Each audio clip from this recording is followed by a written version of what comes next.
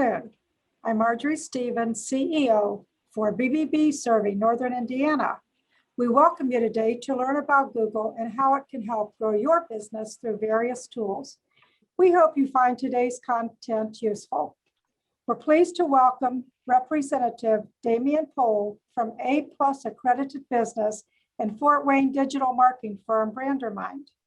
After 5 years as a social media manager for various local businesses, Demian recognized the changing way people were utilizing the internet and shifted into the digital marketing space, joining BRANDERMIND as their Google Ads certified manager. Demian will do everything he can to help businesses use the power of Google to their fullest advantage. Also joining Demian is BBB Manager of Digital Strategy, Gerald Vanderveer.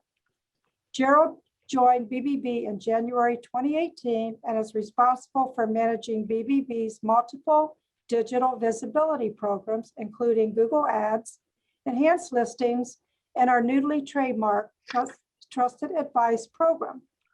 Before we begin, everyone is on mute. Please remain on mute throughout the duration of the presentation. Please submit your questions to the presentation via your chat box. They will be answered at the end of the presentation, and there will be time for additional questions. Welcome, and thank you for joining us, Demian. We look forward to learning from you. All right. Well, let's just jump right in to Google Ads in general and how they work. So first question to get out of the way is, do Google Ads work? Yes, unequivocally, absolutely, yes, they do. Some companies base their entire marketing budget on Google advertising. I believe it's more or less who's in control of it as to how effective it's going to be. I like to use this little analogy. If you were to hand me a basketball, the value of that basketball is nothing. I'm not doing anything special with it. Now we hand that same basketball over to LeBron James. Now we've got something worth $60 million. It's not who I am or anything. It's what I am capable of doing with it. In the wrong hands, it's worthless. In the right hands, it's a mint. So that's the first thing to know is, yes, they absolutely work. The second thing is, a lot of people like to think of Google as kind of this enigma. It's not. Google's super easy to understand. Google is a business. They make money when you click on the ads. They don't make it from the free search. So they want you to want to click on those ads. So the more effective or the more related the landing page for your ad is, and the better the ad is, the happier the people are when they click on the ad, then the more Google wants to serve your ad. It's very self-serving. So it's just like anything else. If you click on an ad and it takes you someplace you don't want to be, or it's trying to sell you something, you bounce right out of there. And that's not something you're going to click on again.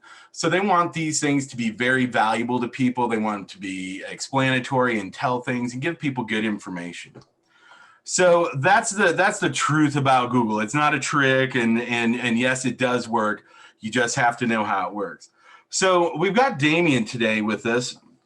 And Damian's going to cover some of the various type of ads here. I know there's multiple types of ads, and then inside of that, there's more caveats onto how you can develop these ads to work different ways and do different things. Why don't you cover some of these? Tell us what the top 3 ad types are. Hey, thanks, Gerald. So the first type of Google ad is the basic one, the search ads. Those are simply the text ads that are displayed at the top of a Google page. When you type a phrase into Google, those top 3 or 4 results that come back at the top, those are created by someone to ensure that their company is the first thing you see when you search for a product or a service, right at the top of the page. This is the most obvious benefit of the search ads, the visibility right at the top. You're displaying your company and your ad in the place where the most searches for information on earth happen, on Google. And Google will show your ad in the same format as the other results below it. So the users are already accustomed to seeing and clicking on your ad. The next type are the display ads. And these are usually image ads. These are the ones that appear in the margins around your web page on the top and the bottom. Google has a network of websites in all the different industries with a wide range of audiences that opt into these. And this is called the Google Display Network. This has value for both the website and the advertiser. The website gets the benefit because they're paid every time someone clicks an ad on their page. And the advertiser themselves, their benefit is you're on a page looking at something relevant to their service, and then you see an ad for it, and then they click your ad, and then they go to your webpage. Well, that makes sense. Yep. The next one, they're called remarketing. Google Ads remarketing is simply, it's the digital equivalent of calling someone back who's came into your store and they browsed around and you talked to them and then they left. You got their information and you called them back to touch base and remind them, hey, you were in here looking at mattresses, what are you thinking? But it's just a form of online advertising doing that. If you go to a web page down the road, targeted ads will follow you and link you back to that web page and that business, just to remind you, hey, you were here looking at umbrellas, you were here looking at this. You could be reading the news, watching YouTube, and it'll pop up to remind you, hey, you were shopping here. Are you still thinking about buying this? It just keeps your brand at the front of people's minds and entices them to come back. Okay. So now I've seen a lot of these when I'm shopping for things like a bicycle or TV or pretty much anything, because I'm always online looking for something. And then I see these ads and they start following me. But are the retargeting ads effective? Yeah, when they're done right, the estimates from Google say that 74% of those retargeting ads lead to a customer coming back and making a purchase of some kind. Wow, 74%. That's well, yeah, that's easy math. That's 3 out of 4 consumers. So if they visited your site, these will just kind of bring them back. Just a little reminder, hey, you were looking at this. That's wild. So I guess, why do Google ads work? What's so special about these? Let's say I'm a local small business. What can Google advertising do for me? The most important thing it can do for any small business is to increase your brand visibility. The modern client today in any field is way more selective with their purchases than even like 10 years ago. And the Google ads they're far more efficient than ads on the TV, the radio, or in the newspaper. It's the cheapest, most economical way, and also the most efficient way to get brand new eyes onto you and your business and your services. Interesting.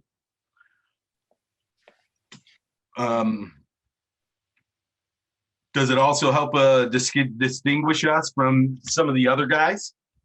Oh, for sure. I mean, shoppers bounce all over the internet. They're looking for reviews. They're looking for Facebook pages. What did my friend say? What did someone say that I know?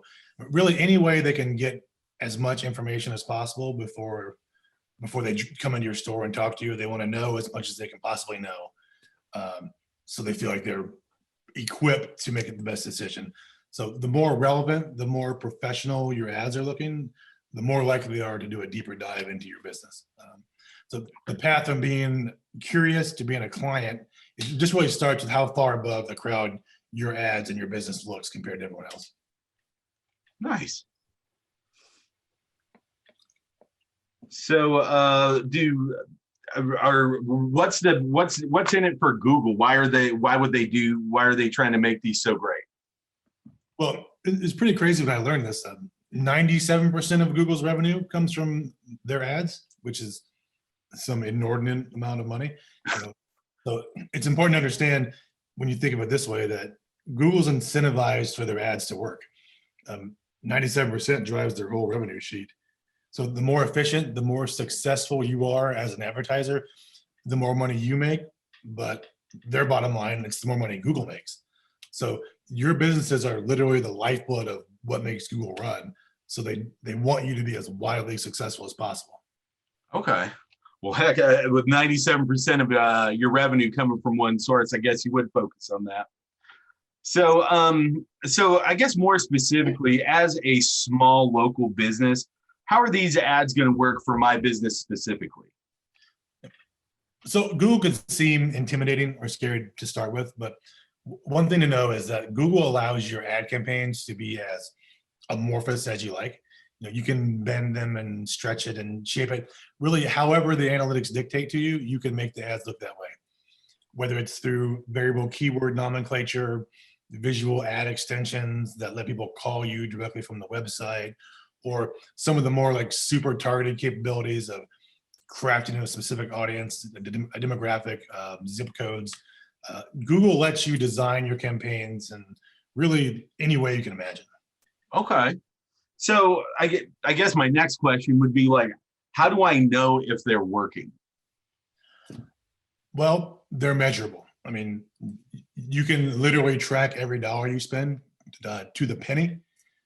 There's no need to throw money at home mailers or newspapers, and you don't even know if your ads make it in the door. They're in their mailbox. Maybe they go straight into a trash can. You don't even know if anyone even looks at it. So with Google Ads, you can specifically now measure where your ads popped up at, what sort of audience looked at it, how long they were on the web page.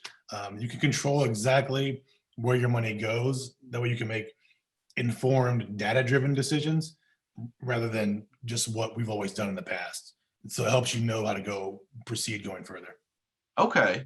So if that's the case, then I would assume that these are scalable and adjustable to fit exactly what I need for different seasons, different, whatever may come specifically for my business. Well, they are scalable. There's no set amount or time that you commit to. There's no contract with it. You're allowed to identify the ads and placements that aren't working for you, and you can just shut them off, cut them down. Then on the opposite, whatever is working, whatever your sweet spots seem to be with advertising, what are people responding to, what's getting people to click, what's getting people to come to your site, you can then funnel all your money and your budget that way, so you know that you're converting directly to your bottom line with your money. Very cool. Okay, so why would my business need these Google ads? I mean, it's, why not just newspaper, stick a sign outside, or just word of mouth? Well, it doesn't matter what business you're in or what your services are or what you're selling. Your competition is using it. So whoever you're competing against, they're on Google. So there's a super heavily competitive market within all industries to get your company name and your results in front of consumers' eyeballs. Okay, that makes sense. Well, if you're not advertising, you're doing your business a tremendous disservice. Like, you're going to get left behind, and you're doing your direct competition a direct, immeasurable favor. Yeah, I guess you not being there makes it a little difficult for someone to call you, huh? So what makes these better than, say, like a newspaper ad or a TV ad, or maybe even just different, or a billboard? Well, I think I touched on this a little bit earlier, but the older methods of radio and TV and newspaper ads, those are really just sort of shots in the dark. You don't know who's going to see your ads. You don't know who's going to even flip through those flyers. You don't even know if anyone's seen the at all. They could just go straight into a trash can. They could go, on the floor of your car. They could go, who knows? So you have no idea if there's people in your market who need your services, if they even know that your company exists or not. But with the Google ads, you can explicitly dictate who your ads are going towards and who sees them. And then so you can focus your whole budget into the funnels of your specific demographic rather than just blindly throwing flyers out of a plane window and hopefully someone sees it who needs it. Yeah, that makes sense. Now, okay, so we all know that COVID's a thing and that's happening, and it's really, really affected the way business is done, not just in the way that, everyone's kind of staying at home, but like the way you pick up things, when going out to eat, like across the board, it has made a change. And so in today's evolving landscape, are these even more, or being online, the Google ads, are they even more important than before COVID, like right now? Well, a lot of people are at home now, and and you're a business owner. People don't have the ability to a limited extent, less than before, to window shop. So you don't want to get left behind. But on top of that, these days people want to be armed with facts and figures and pictures and testimonials before they come in. They don't want to ever feel like someone's selling them something that has like an advantage over them. So they want to know as much as they can. They don't know as much about the product as the person who's they're talking to in the store. So any bit of information they can get, they want it before they want to come in and talk to you. So the more comprehensive you make your marketing campaigns, your advertisements, your ads, your website, the impression they get when they look at your logo, like all these things create an impression in their mind. And the modern consumer is only going to take you as serious as you take yourself. So if it looks like you're spending the time and the energy to make your business look professional from top to bottom, then the more likely they are to take the steps to begin a relationship with you and whatever your specific services might be. Nice. Well, what do you think? I mean, do you have any advice for any local businesses on like sticking out from the crowd from your time at the BBB? Yeah, actually, I do. I have one, and we deal with a lot of smaller businesses here at the BBB, as well as large ones. And one of the things I notice is sometimes people don't understand the need to do more than just rely on word of mouth. Typically, some of the smaller ones like to think that we're established and these people know us and they're our customer base. But I just had this happen, and it was recent, and it was sad and everything. But the reality is, I'll just tell you about it. There was a company, and they were a heating and air company. They've been in business for about 100 years, and they had a built-in customer base that was loyal and always there every year. Well, two new companies came into town. Those two new companies put out these advertisements saying they would do these maintenance agreements for like $179 for the year. And well, these guys, when they went out to call and start up all their service for the year, realized that about 80% of their customer base had signed up for these contracts. Now, as much as you might think that people are loyal to your business, they're loyal to the $80 they saved more than they are loyal to your business. As much as they may come in and say hi, hello, and all that good stuff, they think they're getting a better deal. They're not going to sit there and ignore that. So I think it's really, really important to understand that no one is going to call you and chase down your business if you're not going to bother to even get in front of them. You have to at least put yourself out there so they know what you have, so they know that they can call you, any of those things.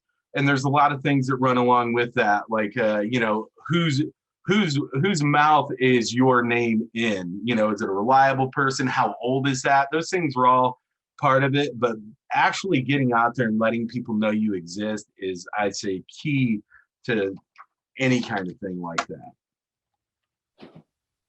Well, would you say there?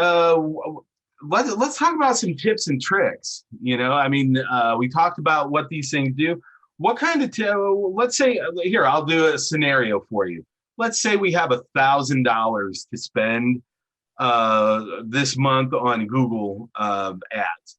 How are we going to spend it and break that down? Do we just do one ad and just let it run, or do we break them down? What do we do to get the best bang for our buck? All right, $1,000. Okay. Well, if you have $1,000 to spend on ads, you would not spend on one ad. You need to be as robust as possible. The search and the display and the remarketing, all those things. You'd want to run multiple different ads to make sure you're spending money efficiently. Because you want to look at how these ads are doing and what they're doing and who's seeing them. And if you have 5 ads, you want to know which ads are making you money and which ads aren't, so you can get rid of the ads that are costing you money and then that money you're wasting, you can funnel it into the ones that are working. So to increase your bottom line. So you have to be aware of things of when you're spending money. If your company sells windows and doors, for example, you don't want your ads to pop up when people are having trouble with their Windows PC. I mean, Makes sense. those things happen. Windows is a keyword, so I'm having trouble with my Windows computer, and then they see ads for Windows and they accidentally click on it, and then whoever's running the ads for the window company and they're in the wrong area, they pay for that click, so it costs them money. So you have to be careful with how you have your ads set up, and if you're selling roofs or sidewalks, pavement, things like that, you don't want to be targeting people living in apartments. Right. That makes sense. College students, things like that. If home improvement is your industry, you want to make sure that your ads are going to a specific age and location demographics of homeowners and neighborhoods and things like that. And that's where we come in, just making sure that your money is going the right way and not just going out the window. Okay, so basically, if we narrow it down, we can kind of focus in on those things. Now, when you're making the ad itself, there's several parts to the ad. You got your image, your headline, your body, your call to action, all these different things. Is there anything that you would say about those that we could do to make them more effective? So if people want to make their own ads or run their own ads, one of the things I'd say is the image that you use has to look professional. It has to look nice. It has to portray an image of professionalism from you to the potential client. Okay. So you want the image is the first thing they're going to see, and they're going to instantly create a thought in their mind based on what your ad looks like. So you need to keep that in mind when you're making it. Like, how are you projecting yourself? How are you portraying yourself to a brand new set of eyeballs? Okay. And with the headline, what do you think there? Now you don't get that much room to put a lot in there. So you have a small space in these kind of ads to get your message across, who you are, what it is you're offering, why they should choose you over the myriad other options available to them. So you just want to be concise and crisp, and you want to be professional with how you sound and how you come across, whether it's the picture or it's the text that you use. And then you can add, what you want to do is add some sort of call to action for people. Call today, or click now, or come in. Just something that you want them to do, whatever action you want them to do. Mm-hmm. Put that in your ad so they're more motivated to do that. Oh, I should click here, or they want a phone call, or I can come in and get a coupon, or whatever you're doing. Just be clear with it. Okay. What would you say? Actually, what kind of tools are you using? I've got a few that I use when working on these kind of things. One of my favorites is I use Moz. It's moz.com. It's great for SEO and keyword building and researching different things. I mean, you can get ultra geeky if you've got the capabilities. You can get in there and find out what topics are trending. There's a lot of things you can do, and that runs. It's a paid service. It runs about $100 to $250 a month. Then another one that I really like is SEM Rush, and it's spelled SEM Rush. That one does the same thing, kind of tracks your ranking for various keywords and things like that. And the reason that's so important to know is, like I stated right when we started this thing, Google is a business. They want people to click on those ads.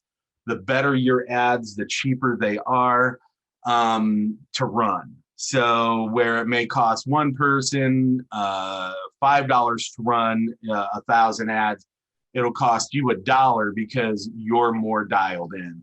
And I've seen that range go pretty far, where somebody was under $1 to where they had a competitor that was over $8 because their website was absolutely terrible. So I that's why I like, these are kind of SEO focused things. And also Ahrefs is another good one. It's about $100 to $400 a month, but it helps you find out what people are using, how they're talking about the kind of things that you do. So, one of the big things that I've noticed in my limited travel through the States is, like, here in Indiana, we kind of refer to Coke and those kind of drinks as pop. Then you go down south and then they call everything a Coke, even Mountain Dew, like, just give me a Coke. And then you go somewhere else and they would call it a soda. So what are these people searching that's going to pull you up, and how are you coming in? What are they talking about it? How are they mentioning it? Those are the reasons that I like those kind of tools. Do you have any that you like or would suggest? I do use those as well, but there are some other ones that I use as well for what I do. We use AB audience calculator just to create different audiences, just to see how things are scoring out, how they're measuring. PPC generator helps me get different keywords to find the strong ones and filter out the bad ones. When you're creating keywords for your ads, it's important to think about what your clients sound like and how they talk. Like, how do they describe your product? Like you say with the Coke, they just say Coke, but they say soda, they say pop. So whatever you're selling, you have to get into the mind of who you're selling to, and how do they discuss your product. That way, when they go on Google and they type it in, they're going to type it in how they talk it, how they say it. So whatever they're allowed, that's what they're going to type in. So if your keyword is not one of the words that they use or the way they refer to it, then you're not going to pop up. But another company who's selling your same stuff, who thinks about these things, they are going to pop up and they're going to get the business, just because they advertise their product in a way that their consumers think about it and discuss it. So, I mean, there are countless tools of different levels of utility that you can use, and I use a bunch for different things. There's no universal one that's going to work for each one. Yeah, I've noticed they all kind of shift around a little bit too. Some have really strong points and are a little weaker than others. So I think that's a pretty good little set of tools to get someone on their way if they were deciding they wanted to try and do this thing. So I think now we're going to move on to the Q&A section and see if we've got any questions. Hey guys, this is Nicole, Director of Communications at BBB Serving Northern Indiana, and I do have a couple questions for you. Are you ready? Indeed. Okay, first one. What's the normal amount of money to spend as a business? Google likes to say that, typically we would want to see, they give you this initial buy-in of $50 a day. Now, there's one thing that I think should be absolutely clear to everyone. This is not like buying shoes, and you buy shoes and then they wear out and then you don't use them. Advertising and marketing should either make you money or you should stop doing it. So I want to start with that, because it should. That's how that thing should go. So if it's just costing you money and you're going negative, stop doing that immediately, because that is not how marketing works. So it kind of depends on the area you're going to hit and what you're selling. So let's say Windows usually runs about $16 on the cost per thousand ads, depending on various things, but it runs about $16. Whereas, roofing is a little less. And then, so it kind of depends on where you're at.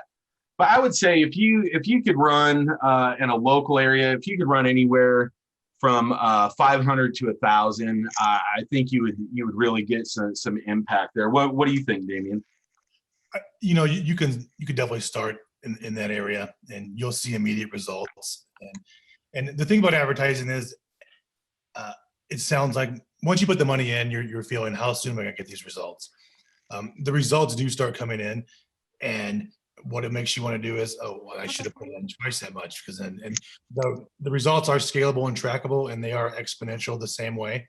So you can literally, if you're getting 10 times your money at 1,000, then it does translate. You will get the same amount at 10,000. So really, whatever you start with, it can be intimidating to start with, but you do get it. You do get the results, and you get what you're paying for, and you can see the money coming in, and you can see your ads being successful.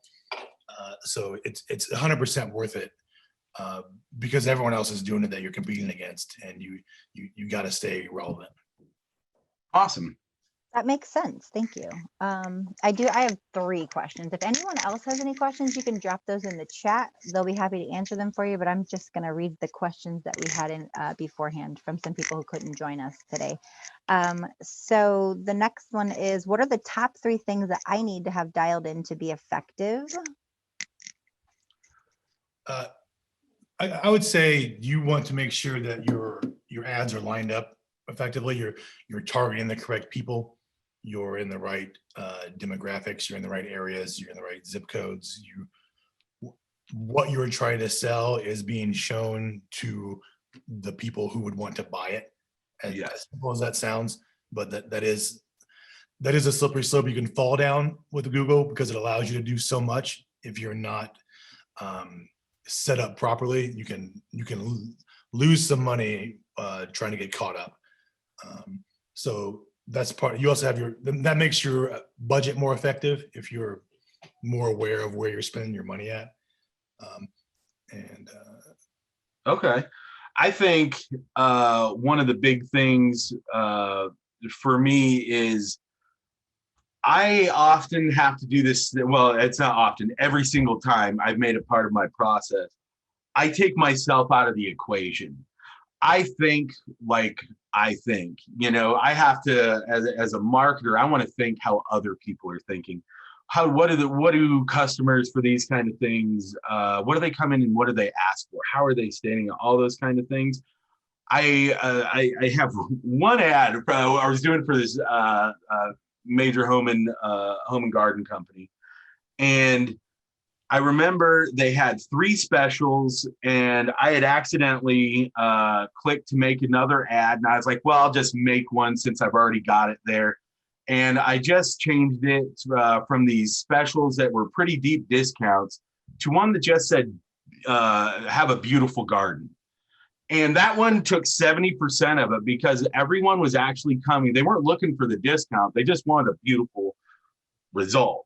So that kind of made me realize right then and there that, hey, you know what? It's not about what I'm looking for, because I like the deals.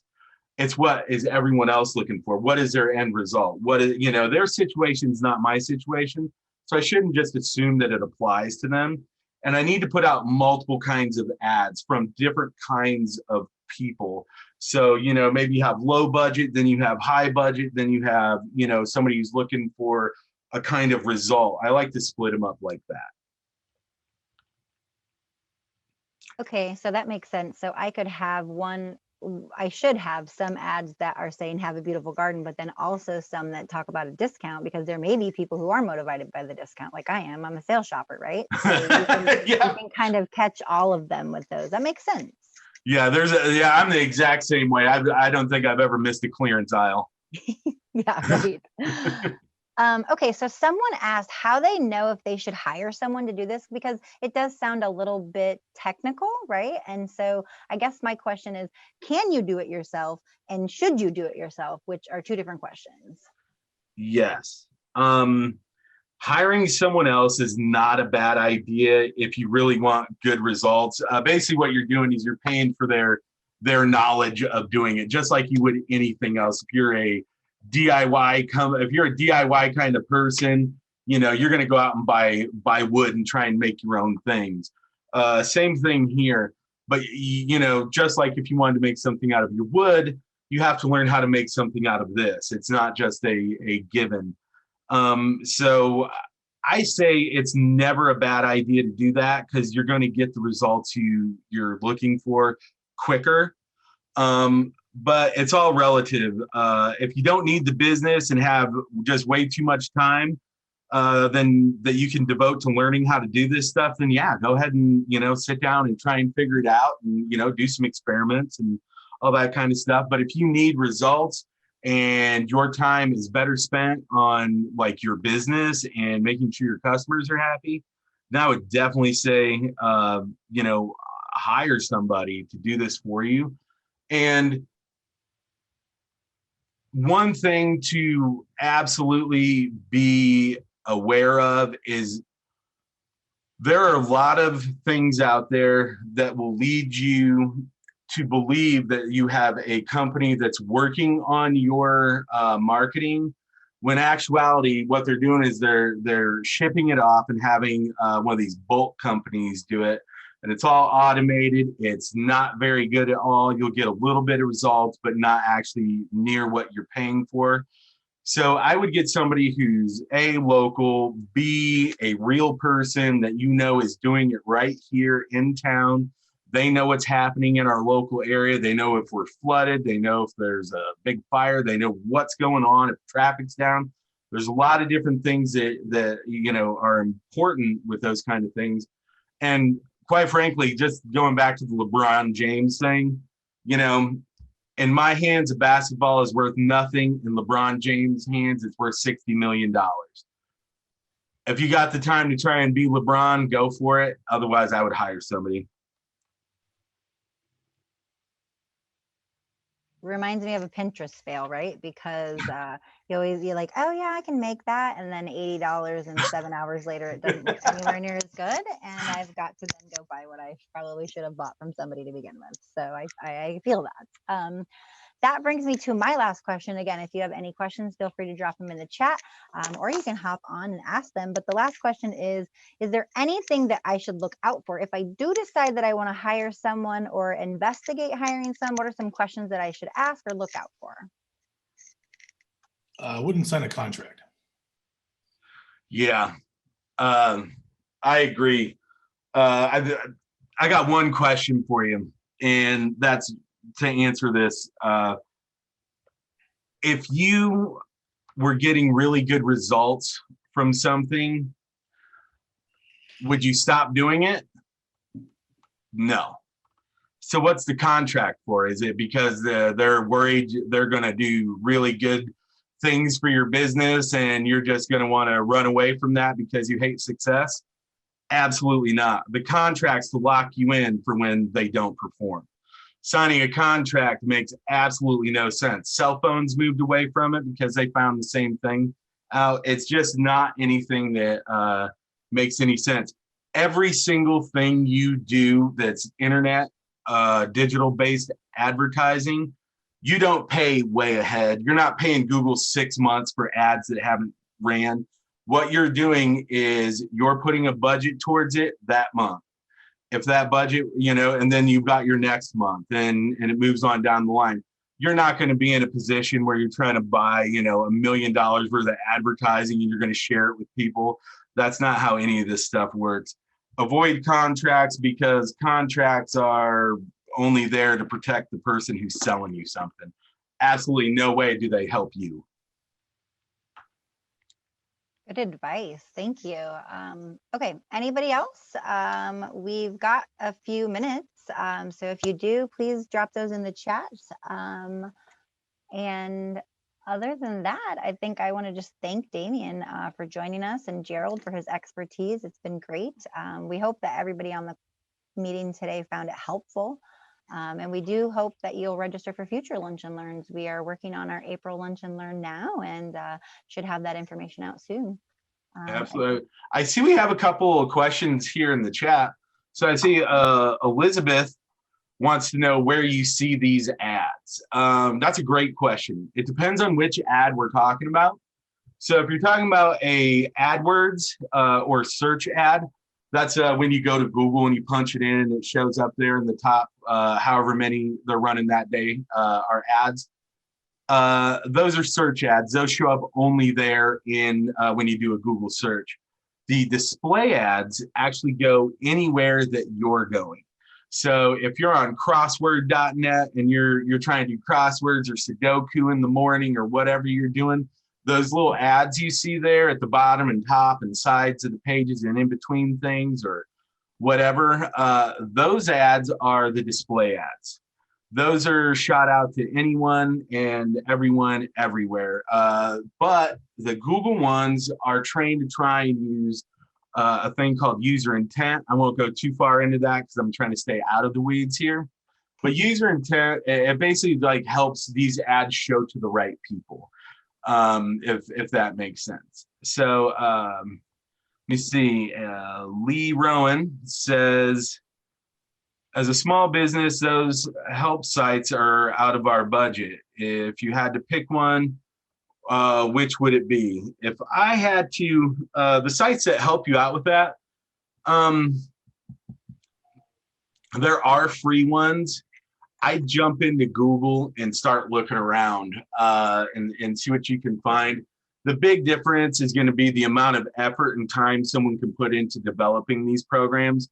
If you don't have an active subscribership or anything else, it's just like you in your business.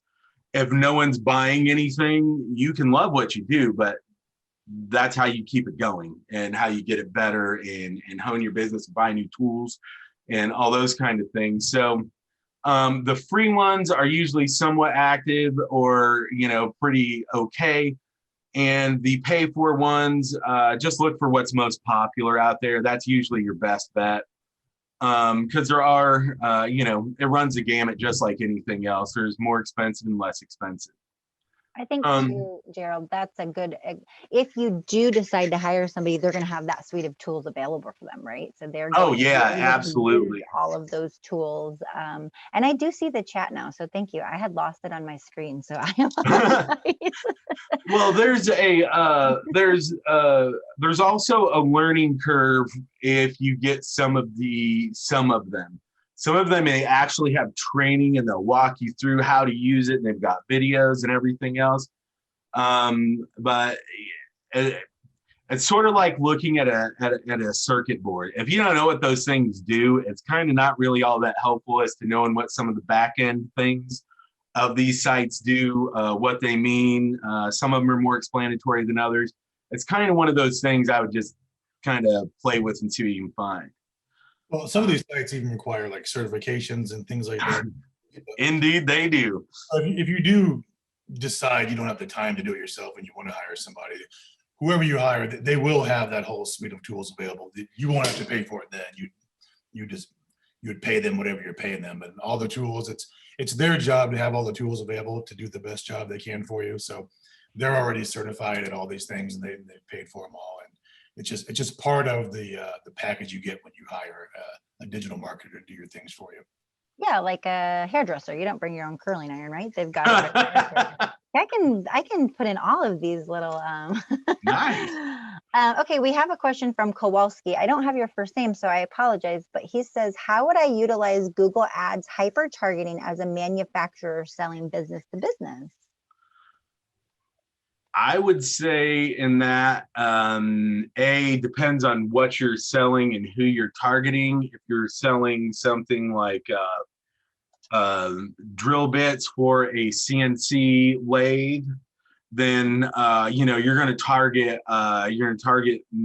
people, like you're going to target shops, machine shops and things like that. The way these things are designed, you put in your location, then you start putting in things that would be keywords. Now, the big difference that you're going to notice from B2B and B2C is B2C, there's unless you're like a new market, in this space, everyone knows and is kind of experts at this already. So if you're talking to a machine shop, they're going to use the fancy words. They're going to use like a 3-axis, whatever for the machine or whatever's involved with it. be explicit with those. That way you're going to see that people in their day-to-day life, they look up things like that. You know, like in my day-to-day life, I look up things about like, you know, keyword discovery, different things, compression, algorithms for video and different things like that that run over the internet, because that's my space. So if you're in that space, use some of that nomenclature that involves those. You know, is hyper targeted as you can get, niche it out. You can make, I mean, you're the author of this thing, so you can niche it out into whatever you want. Say you're talking to somebody who, I'll stick with machine shop just because I started there, but say you've got a machine shop that makes medical parts only. Well, then narrow it down and niche it out to that piece, what those things are, what those standards you hit are, what these, you know, all these little things, use those to help you target it. You'll see a much less deliver rate or, you know, ad delivery rate, but they'll be more effectively delivered to the right people. Yeah, B2B is, you're talking to people who are doing the exact same thing you are. So when you think about how you talk about what you're selling or buying, that's how they're talking about it. They're going to use the exact specific terminology for what they want, because they don't want to get the wrong thing. They don't want to scroll through a list of things. No, not those, not those. They know exactly what they want and what they need, and you know exactly what you're selling, and so do they. So you really drill down and you get rid of all the superfluous words and phrasings to the exact thing that you're offering. So the keywords are less and your returns are less, but they're more specific. People are specifically looking for your thing. So it'll look like you're not getting as many returns on your ads, but your profitability will be higher than a normal ad because you're selling specifically to someone looking specifically for a certain thing. Absolutely. All right, our last one that we have, unless we get some more. This one comes from David McConaughey, and he says, we sold through Amazon before, and we're trying to move to selling off our own site now to cut out some of the Amazon fees. What might be the best way to look at doing this, especially when our own products show up on Amazon Google Shop ads? Okay. This one is tricky because you are doing a sales thing. I'm gonna have to branch out a little bit into the weeds on this one, but I'll try and keep into them or out of them, I should say. Okay, so there is a thing on Google known as duplicate content. Now, it's very confusing, and almost everyone does this wrong with their understanding. But it's not a negative thing to you, meaning like it doesn't hurt you, but it doesn't show you either unless you're the authoritative source for this. And I'm going to bring this back around here in just a second. So bear with me. So with duplicate content, what that means is, like, let's say we have a really good article about how not to get taken advantage of when buying a roof. And 100 other people see that and they're like, my gosh, it's absolutely amazing. And so they kind of bite it and throw it on their website, you know, take your business name out. It happens all the time. And they put it on there. So now let's say that some other people and some blogs see it and some other things. So now we've got a bunch of people that are kind of pushing around the same kind of article, right? Well, what Google wants to do is one of two things. One, they want to make sure that the original author is cited. And secondly, they want to make sure that if it's a really good article and people love it, that the people who are getting the most traffic to it are the ones that are going to show up in the search results. Now, let's bring that back to an e-commerce situation. Now, if you're selling someone else's products, like let's say you resell colloidal silver, which is a supplement. If you go to put that out there on your website and you use the canned description that they have for their product, Well, now you have duplicate content working against you, and it's not going to show yours when it can show these other ones. And the big reason behind that is also super simple. If I go and I Google, I said that article is about how not to get taken advantage of when buying a roof. Well, if I go ahead and I Google that article and 100 companies have that exact same article and they don't have that duplicate content filter in there, what's going to happen is on that first page, the first 100 results are going to be, that'll be 10 because it's on Google, but the first 10 are going to be the exact same article. So they just want one. That way you get a diverse group of options to choose from when you make this search. Same thing, on this part. If somebody's looking for, colloidal silver or DVDs or whatever it is, you want to have a little bit more of a unique option out there as far as the description of it. Make sure you pack up the keywords. You have some of your own pictures and creative in there, because now that's going to be what's going to separate you from the 1,500 people selling the exact same product. Now, where it comes in and is a little bit different is if it's your own products that you create. Well, then that's your baby. You're already making all this stuff up, and what you're going to really want to do is put the display ads. So those ads show up on Google, on Amazon, and these other places that Google ads aren't going to show up there. But the Amazon has ads everywhere you go. You're being touched by something to let you know that, hey, we're here. Whether it's Netflix or gutters, it's all in there.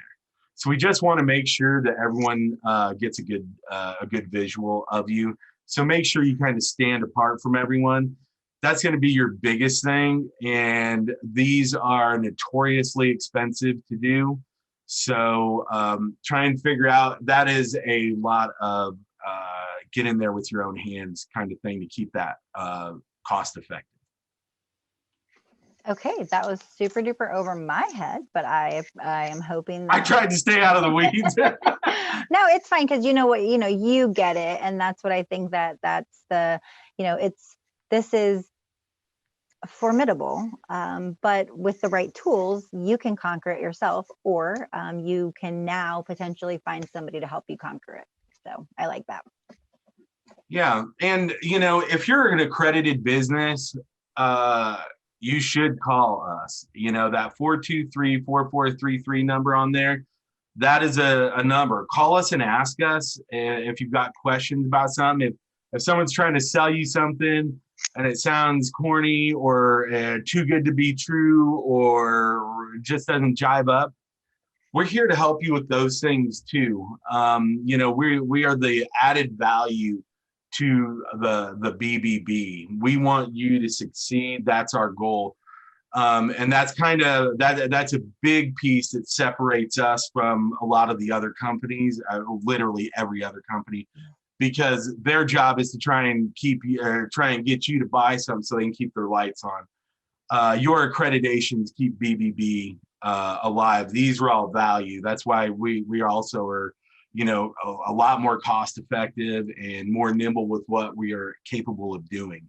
And anything that we didn't mention or don't do, we've got a partner that we know is trustworthy and reliable that we could push you off to. So you can talk to a couple different people and see who you want to go with.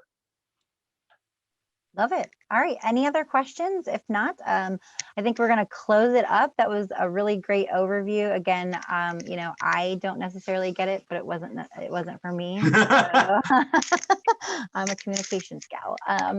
But again, thank you for joining us. We do invite you to register for our April Lunch and Learn.